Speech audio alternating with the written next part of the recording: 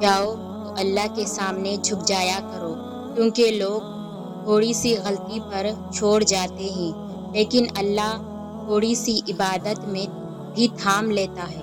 اللہ کو بہت پسند ہے جب تم دنیا سے نہیں اس سے مانگتے ہو، جب تم اپنی بے بسی کا رونا کائنات کے سامنے نہیں اس کے سامنے روتے ہو، جب تم سب ختم ہو جانے کے بعد بھی اس یقین کے ساتھ دعا کرتے ہو کہ اس کے سوا کوئی تمہیں کچھ نہیں دے سکتا۔ اپنے دل کی کیفیت اسے بتا دیا کرے، آپ کیا محسوس کر رہے ہیں، کتنی تکلیف میں ہیں۔ آپ یقین کریں وہ بہت پیار سے سنے گا، اس کے سامنے رو لینے سے ہی آپ کے دل میں سکون اترے گا۔ بے شک وہ دلوں کا ہمراز ہے۔ جو لوگ اللہ پر توکل کرتے ہیں اور تقوی کی راہ اختیار کرتے ہیں، اللہ پاک خود ان کے لیے راستے بنا دیتے ہیں اور ایسے اسباب پیدا فرماتے ہیں جو بندوں کے وہم و گمان میں بھی نہیں ہوتے۔ بے شک اللہ رب العالمین بے حد مہربان ہے۔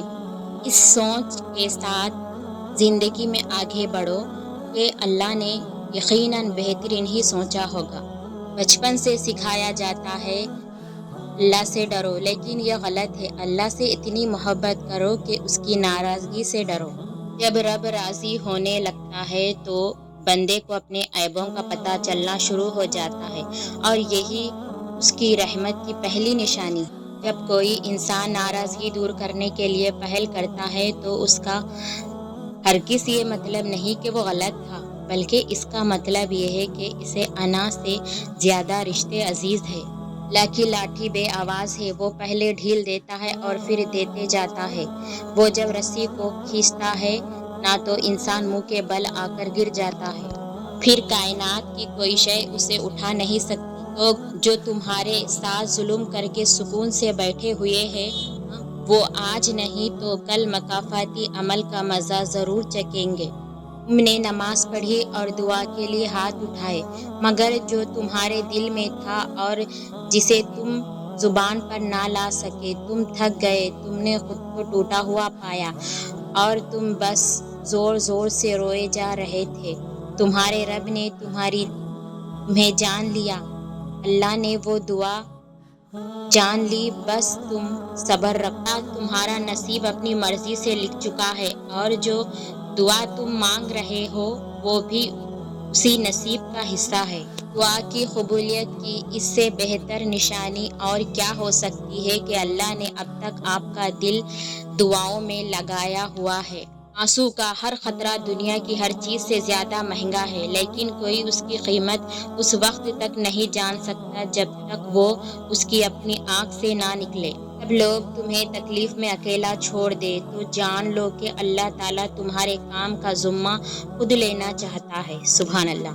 ایک دن ایسا بھی آئے گا، آپ مسکراتے ہوئے بتا رہے ہوں گے کہ اللہ نے آپ کی دعا قبول کر لی ہے، اور اس دن آپ سمجھ جائیں گے کہ صبر کا پھل کتنا میٹھا ہوتا ہے اور اللہ پر توکل کرنے کا اجر کیسا ہوتا ہے۔ جب اللہ کسی کو پسند کرتا ہے تو اسے خوب آزماتا ہے، بس تم صبر رکھنا، کیونکہ صبر کرنے والوں کی منزل جنت ہے۔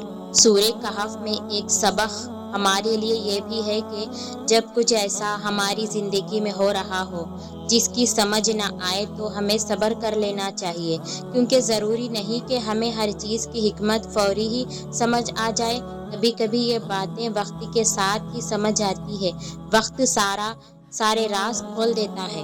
اللہ تمہیں اتنی محبت کرتا ہے کہ دن میں 5 دفعہ تمہیں اپنے طرف بلاتا ہے۔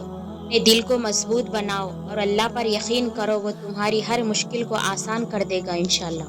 خالق سے مانگنا سنت ہے، اگر دے دے تو رحمت ہے، نہ دے تو حکمت ہے۔ مخلوق سے مانگنا ذلت ہے، اگر دے دے تو احسان ہے، نہ دے تو شرمندگی ہے۔ کسی کے ساتھ بھلائی کرو، تمہیں اس کا بدلہ برائی کی صورت میں ملے تو سمجھ لو کہ تمہاری نیکی قبول ہو چکی ہے۔ اگر لا حاصل کو پانا چاہتے ہو تو تہجد پڑھا کرو، کیونکہ جو نصیب میں نہ ہو اسے تہجد کی دعائیں مقدر میں لے آتی ہے۔ تمہاری تقدیر اتنی دفعہ بدلتی ہے جتنی دفعہ تم اللہ کے آگے ہاتھ پھیلاتے ہو۔ جب تک فرض ادا نہ کیا جائے اس وقت تک اللہ نفل قبول نہیں فرماتا۔ اس شخص کو کبھی مت گوانا جس کے دل میں تمہارے لیے محبت، فکر، عزت اور چاہت ہو۔ جب تم بغیر کسی وجہ سے خوشی محسوس کرو تو یقین کر لو کوئی نہ کوئی کہیں نہ کہیں آپ کے لیے دعا کر رہا ہے۔ جب دوست اللہ کریم ہو، کتاب قرآن کریم ہو اور راستہ صراط مستقیم ہو تو گمراہ ہونا ناممکن ہے۔ میں سمجھتی تھی کہ میں اللہ سے محبت کرتی ہوں، مگر جب حقیقت کا مجھ سے پردہ اٹھا تو مجھے معلوم ہوا مجھے اللہ نے چاہا، تبھی مجھے اللہ سے محبت کی توفیق ملی۔ تمہیں یقین ہے کہ اللہ تمہارے ساتھ ہے تو پھر کوئی فرق نہیں پڑتا کہ کون کون تمہارے خلاف ہے۔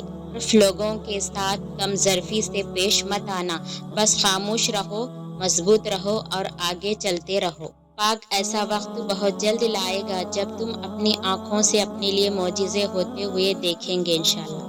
چیزیں سنبھال کر رکھو، کامیابی تمہارا مقدر ہوگی۔ نماز میں دل کو، تنہائی میں سوچ کو، محفل میں زبان کو اور راستے میں نگاہ کو۔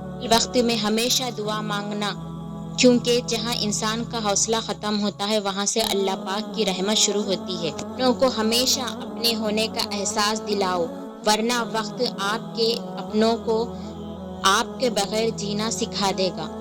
اللہ سب بہتر کر دے گا، اللہ راستے بنا دے گا، اللہ پریشانیوں کو ختم کر دے گا، اللہ تمہاری چاہت تمہیں دے دے گا، اللہ تمہاری سب دعائیں قبول کر لے گا، اللہ سب کچھ ٹھیک کر دے گا۔ مایوس نہ ہونا۔ اگر تمہارے رزق میں سے دوسرے کی ضرورت پوری ہو رہی ہے تو تم خوش نصیب ہو کہ تمہارا رب تمہارے رزق کو پاک کر رہا ہے۔ یہ دنیا جو تمہیں ناممکن سے ڈراتی ہے، تمہارا اللہ اکیلا ہی اس پوری دنیا پر بھاری ہے۔ بے شک مشکل دستک دے تو خوف زدہ نہ ہونا، آگے بڑھ کر دروازہ کھول دے، کیونکہ کامیابی ہمیشہ مشکل کا بھیس بدل کر آتی ہے۔ بھی دیکھا ہے کہ کسی ماں نے اپنے بچے کو گپ اندھیرے میں چھوڑ دیا ہو؟ کبھی نہیں۔ تو پھر وہ اللہ ہے جس کی رحمت کی کوئی حد ہی نہیں، وہ کیسے تمہیں چھوڑ سکتا ہے؟ تو پھر اس وحدہ لا شریک پر یقین رکھو۔ یقین رکھو کہ صبر کے بعد تمہیں ایسی حیران کن نعمتوں سے نوازا جائے گا کہ تم درد تکلیف کی تلخی بھول جاؤ گے۔ اللہ نے تمہارے دل میں کچھ ڈالا ہے اور تمہیں دعا مانگنے کی توفیق دی ہے تو یقین رکھو نصیب میں بھی وہی ڈالے گا۔ ابھی تم دوسروں کے لیے دل سے دعا مانگ کر دیکھو، تمہیں اپنے لیے مانگنے کی ضرورت بھی نہیں پڑے گی۔ اگر یہ جاننا چاہتے ہو کہ تمہیں اللہ سے محبت کتنی ہے تو بس یہ دیکھ لو کہ تم کو گناہوں سے نفرت کتنی ہے۔ اے اللہ، ہمیں آنے والے بہترین دن عطا فرما اور ہمارے نصیب میں ایسا لکھ دے جس سے ہمارے دل خوش ہو جائے۔ ہمیں ذہنی سکون عطا فرما اور ہمارے معاملات کو آسان کر دے۔ آمین یا رب العالمین۔